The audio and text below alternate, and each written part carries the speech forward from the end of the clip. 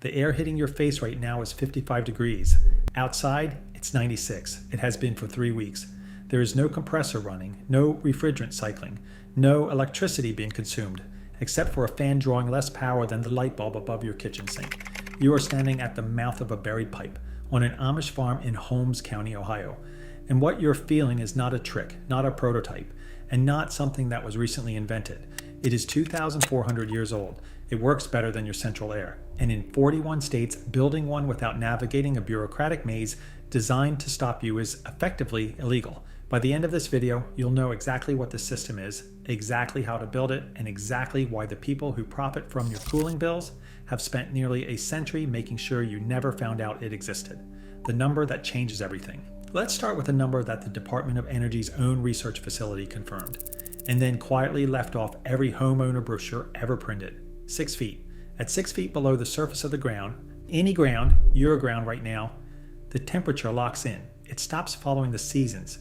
It stopped responding to heat waves, cold snaps, or anything happening above it. The soil mass is so enormous, so thermally dense, that surface heat takes 6 to 8 weeks just to travel 6 feet downward. By the time it arrives, the season has already flipped. The Earth never has time to warm up. Oak Ridge National Laboratory. That's the Department of Energy's flagship research facility, the one with $2 billion in annual funding, measured ground temperatures city by city across America. Here's what they found. Chicago, 55 degrees Fahrenheit year-round. Atlanta, 62 degrees Fahrenheit. Denver, 58 degrees Fahrenheit. Phoenix, 67 degrees Fahrenheit. Minneapolis, 52 degrees Fahrenheit. And Holmes County, Ohio. Right where those Amish farms sit, right where I'm standing. 54 to 56 degrees. Every single day, every single year. It never changes. Now stop for a moment. Think about what that actually means. Your air conditioner fights the heat every single day of summer. It loses that fight every night when it shuts off and the house warms back up. It fights it again tomorrow, and the next day, and the next.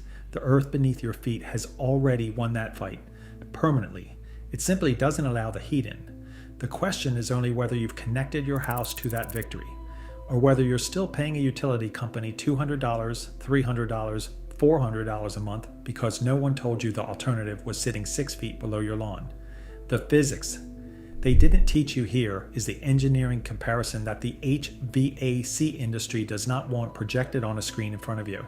Your central air conditioner compresses chemical refrigerant, forces it through coils, blows air across those coils, and dumps the heat outside.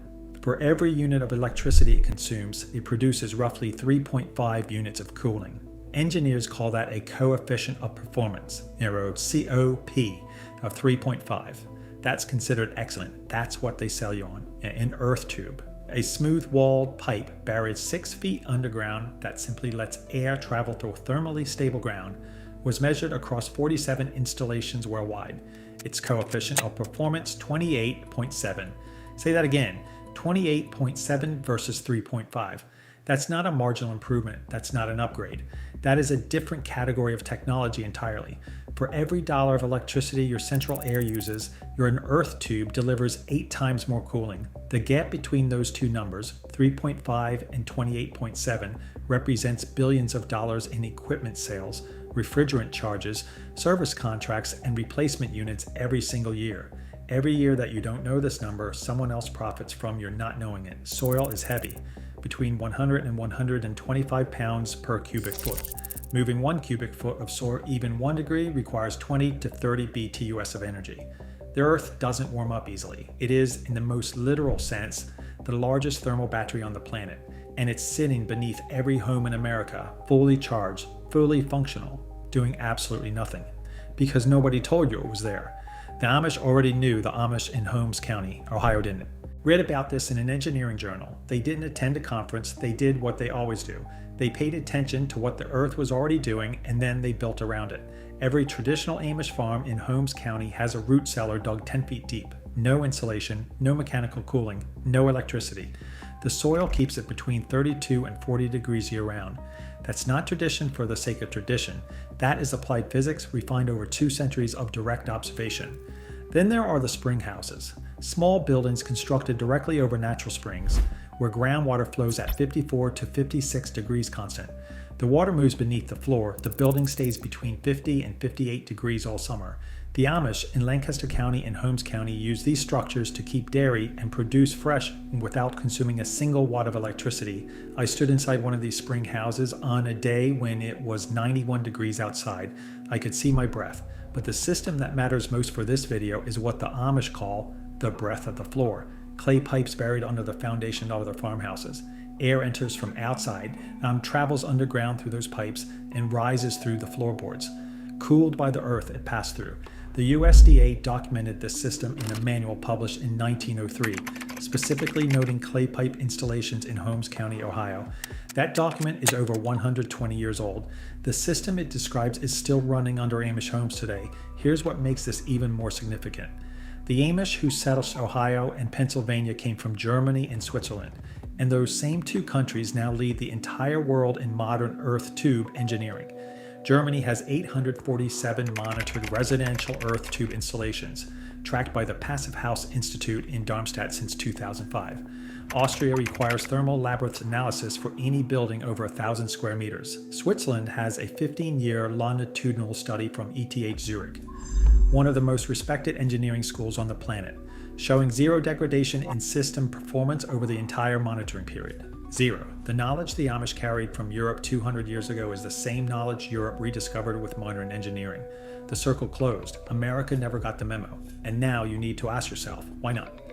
The year it disappeared, and who made sure.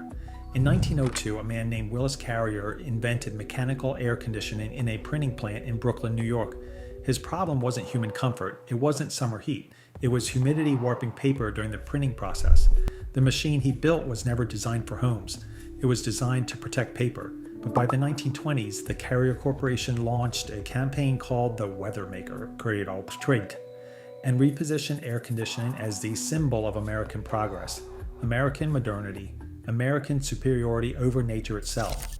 Their marketing materials state, in these documents exist, I've read them, explicitly labeled passive cooling techniques as primitive, unsanitary, backwards, the domain of people who couldn't afford real technology. Then came 1930. A Carrier Engineering Corporation manual included one sentence that effectively buried 5,000 years of proven engineering knowledge. One sentence, it read, "Earth contact cooling is suitable only for cellars and food storage." One line in one corporate manual, and an entire field of knowledge disappeared from American construction practice. It wasn't an accident. In 1927, the first model mechanical code was drafted, with heavy participation from HVAC industry representatives. Passive alternatives weren't banned outright. They simply didn't appear in the document. The people writing the rules were the same people selling compressors. And when you control what goes in the rule book, you don't need to ban what you don't want. You just leave it out. After World War II, the construction boom standardized mechanical cooling as the only acceptable approach. Passive cooling vanished from architecture schools. By 1980, fewer than 3% of American architecture programs taught any passive cooling strategy at all. An entire generation of architects, engineers, contractors, and building inspectors was trained in a world where earth tubes didn't exist, not because they failed, because they weren't profitable. Follow the money. Let's not speculate about motive. Let's just read the numbers. The Air Conditioning, Heating, and Refrigeration Institute spent $47.3 million on political activities in 2022 alone. The residential cooling market in America is worth $29 billion per year. The average lifetime value of a single residential HVAC customer, equipment, installation, maintenance, repairs, replacement, exceeds $15,000. Every earth tube installed is a compressor that never gets sold, a refrigerant charge that never gets refilled, a service contract that never gets signed, a replacement unit that never gets purchased. In 2019, ASHRAE Technical Committee 6.8, the committee specifically responsible for evaluating exactly these kinds of systems, rejected a proposal to create a performance pathway for earth tubes. Their stated reason, insufficient domestic performance data. They said this while sitting on 3 decades of European documentation, 847 monitored installations, 15 years of longitudinal data from ETH Zurich. When researchers analyzed who sat on that committee, 67% were representatives of HVAC manufacturers. The foxes wrote the rules for the hen house, and the hens never knew there was a fox. 2 years later, in 2021, the Building Officials Association of Florida formally opposed an amendment that would have recognized passive cooling in the state building code. Their public concern was inspection complexity, Florida, where cooling bills run $400 a month for 6 straight months of the year.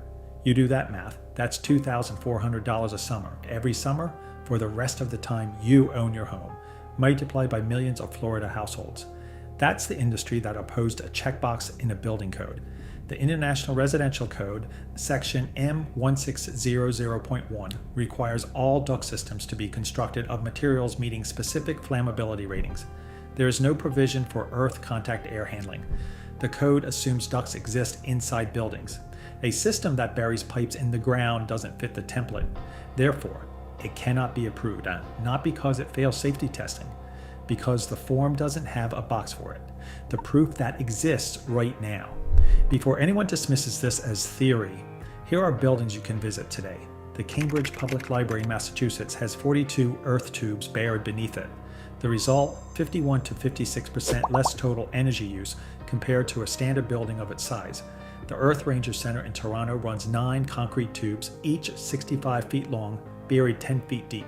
In winter, it warms incoming air by 36 degrees. In summer, it cools it by 18. It earned LEED Platinum certification. The Allgemeines Krankenhaus Hospital in Vienna has been cooling critical care units with earth tubes since 1994. 30 years of continuous operation. Maintenance required every 5 to 7 years. Operating cost a fraction of conventional cooling. These aren't experiments. These aren't pilot programs. They are proven operating infrastructure.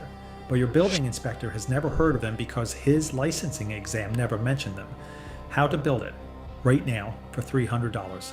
Now, if you already own a house and you're thinking this only applies to people building from scratch, stay right here, because this next section is specifically for you.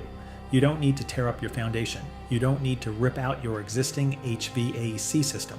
You need a yard, even a side yard, even a strip of land the width of a car along a fence line. Here's what the system looks like for an existing home. You dig a trench 6 feet deep along whatever stretch of land you have. Backyard, property line, it doesn't matter. You lay smooth wall HDPE or PVC pipe, 6 to 8 inches in diameter, in a run of 100 to 200 feet. Smooth wall is not optional. This is the part people get wrong. Corrugated pipe traps condensation and creates a breeding environment for mold. Smooth wall allows moisture to flow out. You lay the pipe on a bed of sand for maximum thermal contact with the surrounding soil. You slope it at a 2% grade toward a drain point, so any moisture that condenses inside flows out and never pools. One end connects to an intake above ground with a screen and cover to keep animals and debris out. The other end connects to your house through a basement wall or crawl space with an MERV13 filter and an inline fan drawing 50 to 80 watts. What comes out the other end is air that has traveled 100 to 200 feet through Earth locked at 55 degrees. On a 95-degree day, that air exits between 65 and 75 degrees. No compressor, no refrigerant, no chemical process, just physics. And that air isn't just cooler, it's drier. The condensation on the pipe walls captures moisture and airborne particles. Humidity drops from 80% to under 50%. In humid climates, that dehumidification alone changes what a house feels like. The materials cost roughly $300. The fan runs on what a single light bulb uses. The pipe lasts 50 to 100 years. Your central air unit lasts 15 to 25 before it ends up in a landfill. The honest part, and the smarter variant here, is the honesty you won't hear from anyone selling you something. In dry and continental climates, Ohio, Pennsylvania, Indiana, Wisconsin, Colorado, Texas, Hill Country, Kansas, this open-air earth tube system works beautifully with minimal complications. That covers the majority of where this audience lives. In high humidity southern climates, coastal Florida, coastal Georgia, coastal Louisiana, the condensation inside the tube becomes a real management challenge. The system still cools the air, but moisture control requires more attention. For those areas, there is a smarter variant. Instead of running air through the buried pipe, you run a closed loop of water mixed with glycol, the same antifreeze that's in your car's radiator. The liquid circulates through the buried loop, picks up the Earth's constant temperature, then passes through a heat exchanger inside your house. Cool air comes out. No outside air ever touches the buried pipe. No condensation, no mold risk, no radon concern. And here is what makes this version bulletproof from a permitting perspective. It uses standard plumbing fittings. It qualifies under existing plumbing provisions in every state. No special permit required. No confused inspector trying to find the right code section. No HVAC classification that doesn't have a box for it. The Tennessee man who stopped paying entirely. The technique I want to show you now, the one that made me drive 4 hours to see it in person, came from a man in rural Tennessee. He lives in a 1,500 square foot house built in the 1970s. Standard construction, nothing architecturally special. His heating and cooling bill used to run about $240 a month in summer and nearly the same in winter. 3 years ago, he built a closed-loop glycol system, but he didn't put it under his house. He put it under his workshop. His workshop sits 12 feet from his back door. He trenched a 6-foot deep loop under the workshop floor over 2 weekends. He ran the glycol lines through the wall of his house and connected them to a simple fan coil unit he bought online for $80. In summer, the system pulls heat out of his house and dumps it into 55-degree earth. In winter, it pulls 55-degree warmth from the earth and pushes it in. One system, 2 functions, 12 months of comfort. His heating and cooling bill since installation, $0. He calls it 2 for the price of 1. The system cost him under $400 in materials. The glycol loop uses a small circulator pump drawing 40 watts. The fan coil unit sits in a closet. No ductwork modification, no permits required, because it's classified as a plumbing loop, not an HVAC system.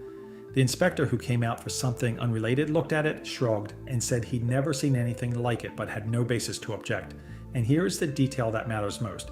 He didn't touch his existing furnace or air conditioner. They're still there, still connected. He just never turns them on. If his earth loop ever needed maintenance, he could switch back to conventional in 5 minutes. There is no risk, there is no irreversible commitment. There is just a man who stopped paying $240 a month because he understood what the dirt under his workshop was already doing. For free. The 5,000-year record. What that man in Tennessee figured out in his backyard is what every major civilization in human history figured out independently. The Persians built underground wind-catching towers and ice houses in the desert 2,400 years ago, storing ice through 120-degree summers without any mechanical refrigeration. The Romans engineered cooling channels beneath their villas. The Koreans ran air passages under their floors for 3,000 years, a system called ondol that managed both heating and cooling through the same earthen logic. Native Americans in the American Southwest built semi-subterranean homes for 8,000 years for exactly the same reason. Every civilization that mastered extreme climate, hot or cold, arrived at the same answer independently, without communicating with each other across every continent, across every millennium. The earth stores temperature. The pipe is just the path. The Amish never forgot that. They carried it from Switzerland and Germany to Pennsylvania and Ohio 200 years ago and kept building it because it worked, and because they never needed anyone's permission to do what made sense. In 1930, one sentence in one corporate manual decided you would never learn this. In 2019, a committee with 67% industry representation made sure it stayed buried. In 2021, Florida officials blocked it from the building code to protect an industry worth $29 billion a year. But the ground beneath your house doesn't care about committees. It doesn't care about building codes or quarterly earnings reports or market share. It sits at 55 degrees. It has always sat at 55 degrees, and it will sit at 55 degrees long after every air conditioner ever manufactured has rusted into scrap. The Amish didn't lose this knowledge. You were just never given it. Now you have it. So here's what I want to know from you right now. Drop your state in the comments. Tell me what you pay for cooling in the summer, and tell me whether you have any land around your house, even a front yard, even a fence line, because this system fits in a strip of ground the width of a car. And if your grandfather ever had a spring house, a root cellar, or any structure that kept food cold without electricity, I want to hear about it. Because that knowledge and this system are the same physics. They just gave it a different name to make you think it was complicated. It's not complicated. The Earth has been doing this for 2,400 years without a single moving part. If you believe real knowledge gets quietly buried to protect someone else's profit, you already know what to do.